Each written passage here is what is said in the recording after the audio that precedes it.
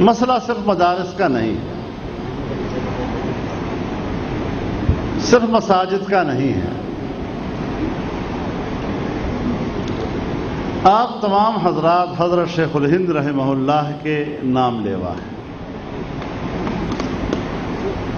آپ تمام حضرات حجت الاسلام قاسم العلوم والخیرات حضرت مولانا محمد قاسم نانوتوی کے نام لیوا ہیں۔ آپ تمام حضرات حضرت مولانا رشید احمد گنگوہی کے نام لیوا ہیں۔ حاجی امداد اللہ مہاجر مکی رحمہ اللہ کے نام لیوا ہیں، اور اپنی ان کے ساتھ نسبت کا دعویٰ کر کے ایک بڑی نسبت ہم قائم کرتے ہیں۔ میرے دوستو، نسبت زبان سے نہیں ہوتی، نسبت کردار سے ہوتی ہے۔ اگر ہماری نسبت حضرت شیخ الہند سے ہے،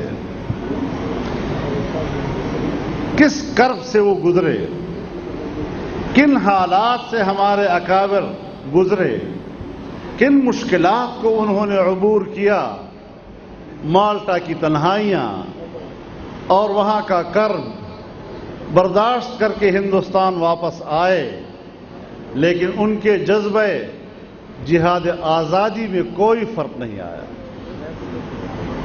کوئی فرق نہیں آیا۔ اگر ہم ان کے لیوا ہیں تو پھر ہمیں یہ باتیں بہت چھوٹی لگتی ہیں۔ کسی مولوی صاحب پر 4 شیڈول لگ جاتا ہے، بڑا پریشان ہو جاتا ہے، یہ کیا ہو گیا، 4 شیڈول میں آ گیا۔ کسی مدرسے پہ چھاپا لگ جاتا ہے، ہنگامہ کھڑا کر دیتے ہو۔ کسی طالب علم کو پکڑ لیتے ہیں، 2-3 دن کے لیے چیخنا شروع کر دیتے ہو۔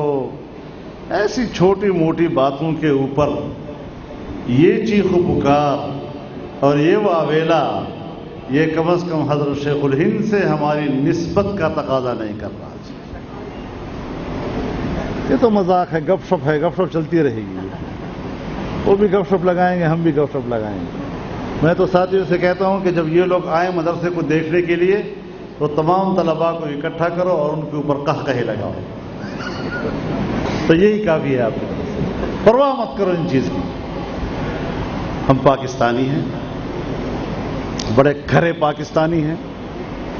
ہم کسی سے محب وطن ہونے کے سرٹیفکیٹ نہیں لیتے۔ جتنا پاکستان کا کوئی جرنیل محب وطن ہے، اس سے بڑھ کر اپنے آپ کو پاکستان کا وفادار سمجھتا ہوں۔